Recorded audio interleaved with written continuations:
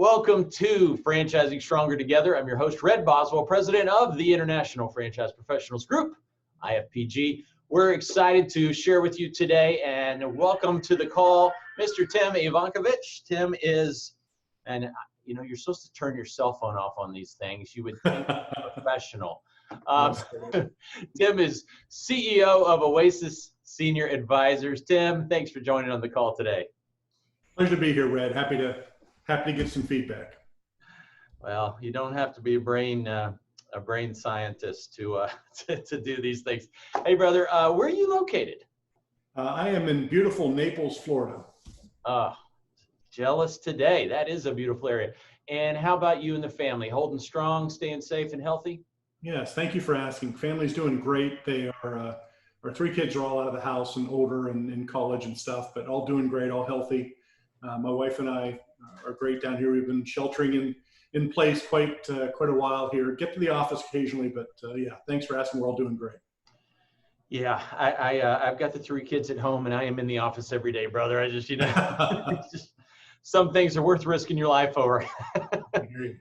So we're here today to give back to the community and to just provide any best practices, any insights, any encouragement, any predictions, any help we can to the franchisors out there. How has Oasis Senior Advisors been impacted by this crazy virus, this demon virus? And then we'll talk about how you're looking forward to the future, how you're pressing forward, and any permanent changes that might have come. So first, how have they been impacted? Sure. Yeah, we've been impacted pretty dramatically, to be honest with you, because what our franchisees do on a daily basis is really go into hospitals and skilled nursing centers, assisted living, memory care. And of course, for the last 2 months now, we've been shut out of those completely. So it's hindered us to do our typical model. So we've had to become very creative in how we still make placements, because the challenge is, hospitals are still discharging seniors, skilled nursing are still discharging, and these seniors need a place to go sometimes where they can't safely go back home or can't go back to a child's house to be safe there. So we've got some challenges for sure. And on the challenges, that sounds like opportunity, right? So like so many brands have been negatively impacted, you've got to have some obstacles to getting into those facilities with the extra protection you're needing, et cetera, and probably takes a little more time to get in there. But at the same time, when they're leaving there, they need your help more than ever. So have your franchisees actually seen an increase in revenues? Well, no, certainly not an increase, because placements are still down.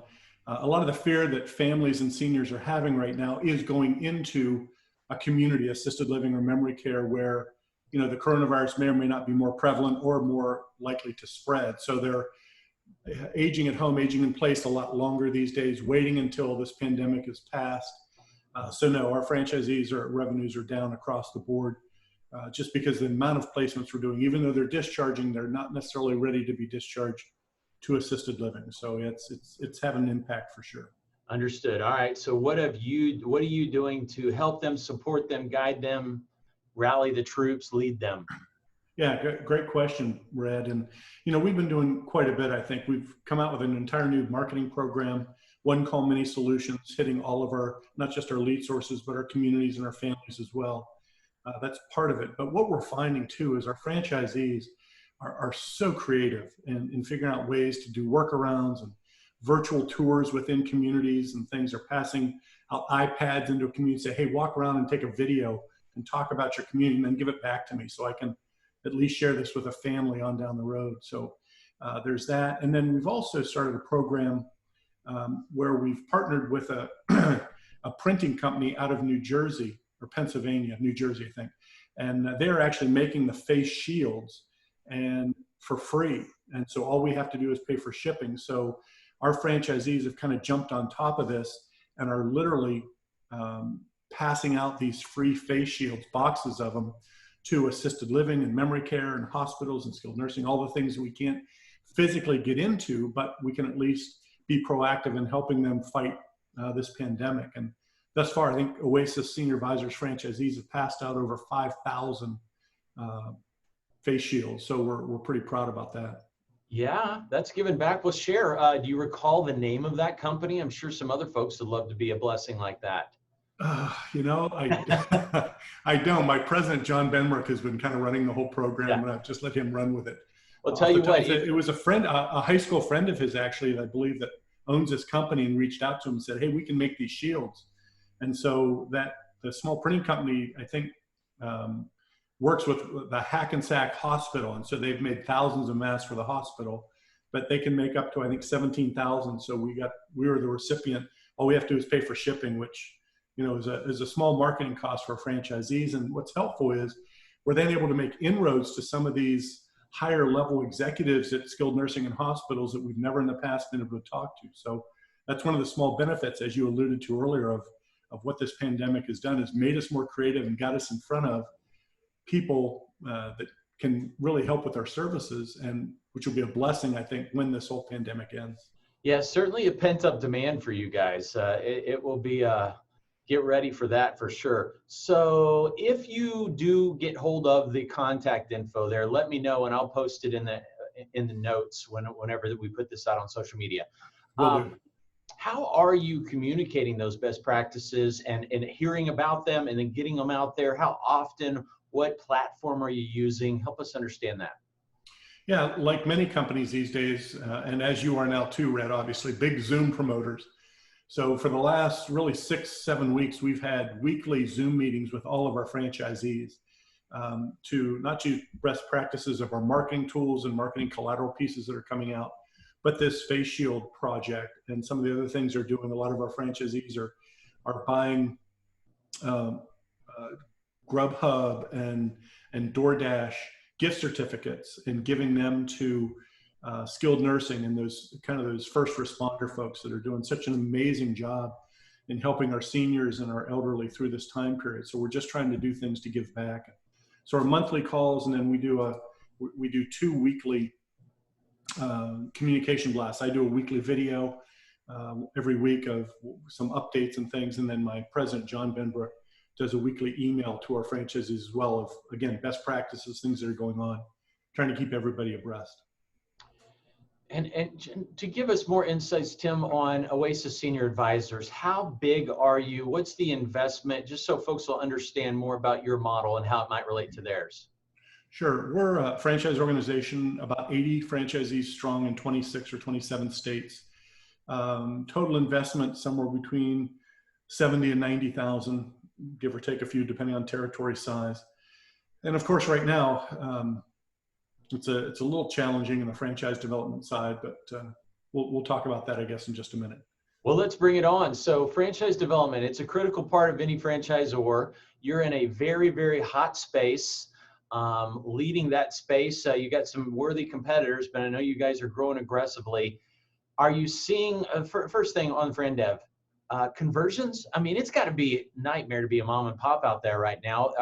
Have you seen much of a difference? I don't even know if you accept conversions, but if you do, what's been your take on converting the mom and pops to your model?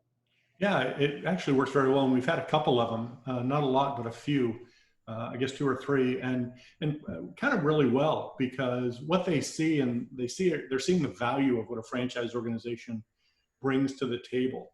A prime example, we had a franchisee in Boca Raton, Florida, and doing wonderfully in business a couple of years, and called me one day after she had just had a baby and said, I love this business, but I want to take time with my baby. I get that. She said, that's the bad news. She says, the good news is already found a buyer. And sure enough, it was a conversion of a gal that she had known over the last couple of years.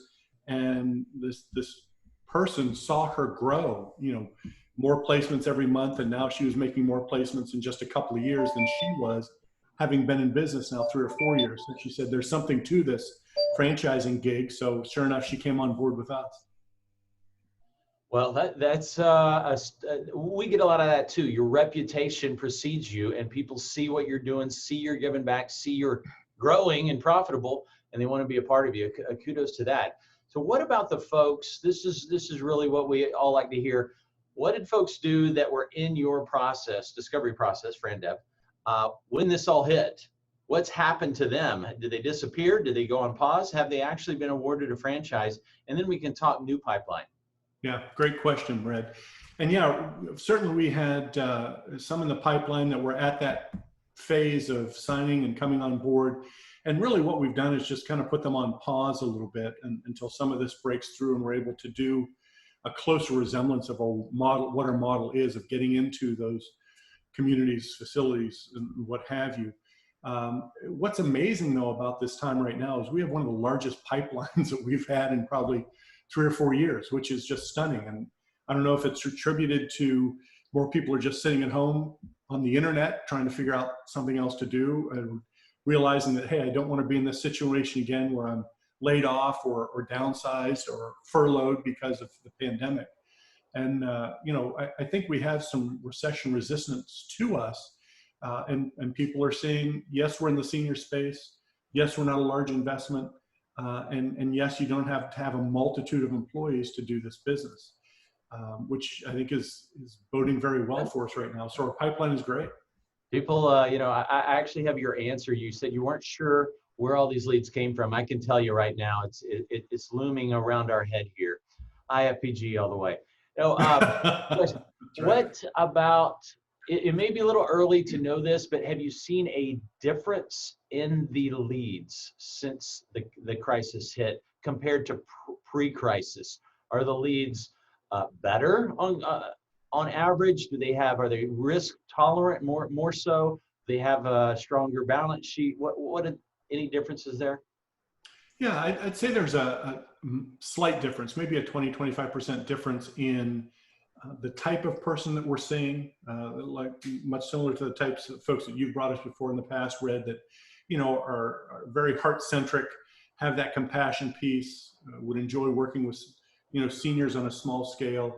And just they tend to be stronger financially. And I think that's, again, attributed to some of these folks in their late 40s to early 60s, in that range, that are deciding, hey, I want to give back. I want to do something different. I don't want to be, part of the problem. I want to be, part of a solution with somewhere. And this is a great opportunity to feel good about what you do and give back. So, Tim, any insights for franchisors, advice, guidance? Heck, man, if you got some cool stories of triumph, we always love to hear them. But any more insights and even predictions for the franchisors out there listening today? Yeah, I think there are. This is certainly unprecedented times that we're in right now. But what we as franchisors need to do is prep our franchisees as best we can for when we come out of this. I mean, our group is seeing this as we're going to have somewhat of an onslaught because all of these people are sitting at home waiting to go into assisted living for fear of coronavirus. So when that opens up, is it 30 days? Is it 60 days, 90 days, whatever it is? But when that hits, we as franchisors need to prepare our franchisees to be ready for that and focus on what you can do today to be ready for 30 days from now or 60 days from now, whether it be from the marketing side, the technology side, or just an operational support side.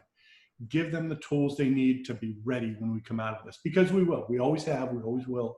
So we just need to be ready to do that when it's time. And I got another question for you. This is one that's been a real hot topic lately. I'm actually hosting a webinar tomorrow with IFA about this because so many Zors are wondering what they're going to do about their convention, their conference that's coming up, or maybe they just had it and it got canceled and they moved it and then they renegotiated. Now they're going virtual, but what about y'all? You got any news there? Yeah, interesting. You kind of hit every topic that we've had with ours. Our convention was supposed to be 2 weeks ago, obviously in Fort Lauderdale, but that didn't happen. We moved it then to the fourth week of July. We're all going to show up in Fort Lauderdale on the beach, but that's not going to happen. Now we're doing it virtually, and we've transitioned the hotel. We're going to be at that same hotel in April of 2021. So we've moved it out. They were great. The Bahia Mar in Fort Lauderdale, great working with us of transitioning everything. And so now we've just pushed our live convention off a year, but we're going to do a virtual for 2 half days in July. A virtual for 2 half days in July. Okay, nice. And you'll probably have a much bigger turnout. I don't know, more really active participants. We'll see. Yeah, it's been interesting, Red. When we've done our Zoom meetings with all franchisees on Wednesday evenings at 4 o'clock, you know, in the past when we'd do a conference call or whatever, we'd get 30, 40 franchisees. Now we're getting mid to high 60s, sometimes low 70s. So it's been interesting. The participation and collaboration within our group has been fantastic.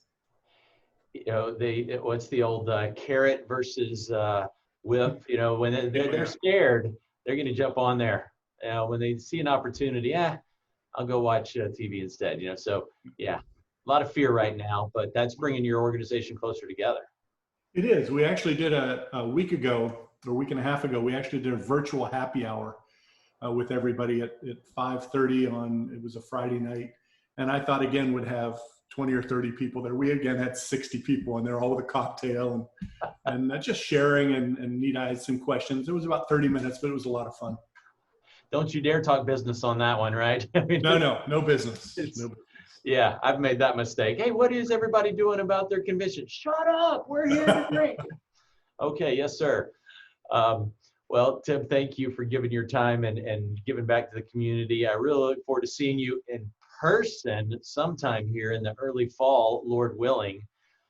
We appreciate Oasis and all you do for franchising. And here we are, Franchising Stronger Together, another great franchise leader sharing and giving back about how they've responded and what their view is for the future. Tim Evankovich, thank you again, Tim. See you soon. Thanks, Red. Been a pleasure. Take care.